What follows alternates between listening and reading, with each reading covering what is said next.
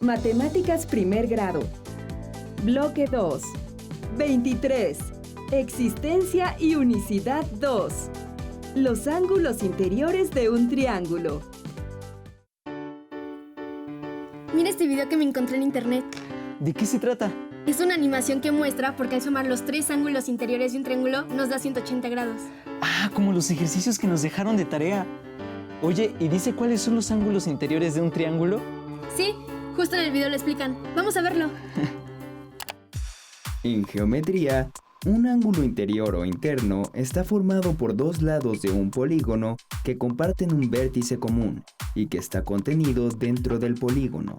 En general, se puede calcular la suma de los ángulos interiores de cualquier polígono, como es el caso del triángulo.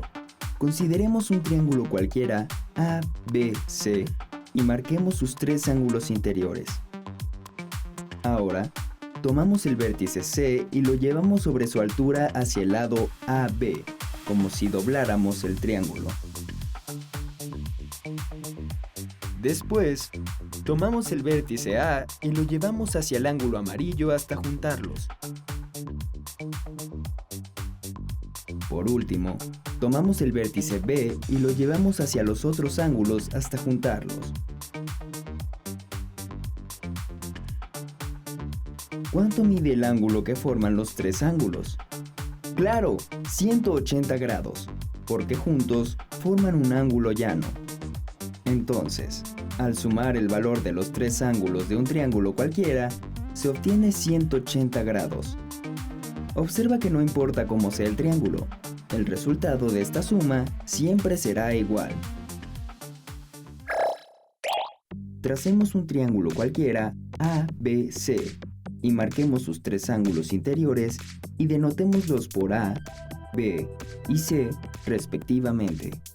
Recuerda, queremos demostrar que la medida del ángulo A más la del ángulo B más la del ángulo C es igual a 180 grados. Para probar la hipótesis, la suma de los ángulos interiores de un triángulo es igual a 180 grados, haremos un trazo auxiliar.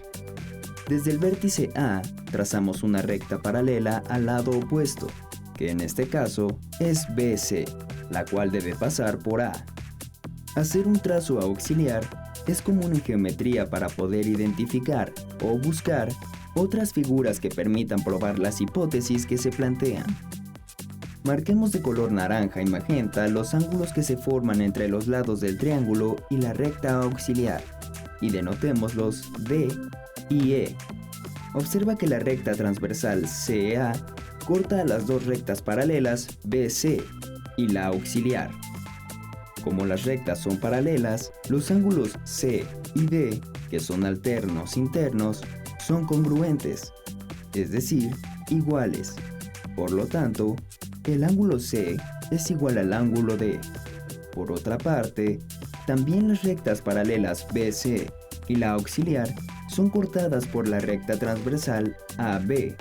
Entonces, los ángulos B y E, que son alternos internos, son iguales. Por tanto, el ángulo B es igual al ángulo E. Como puedes observar, el ángulo D más el ángulo A más el ángulo E es igual a 180 grados, porque los tres ángulos forman un ángulo llano. Pero vimos que el ángulo C es igual al ángulo D y que el ángulo B es igual al ángulo E. Entonces, cambiamos el ángulo D por el ángulo C y el ángulo E por el ángulo B. Así, demostramos que la suma de los ángulos interiores de un triángulo es 180 grados.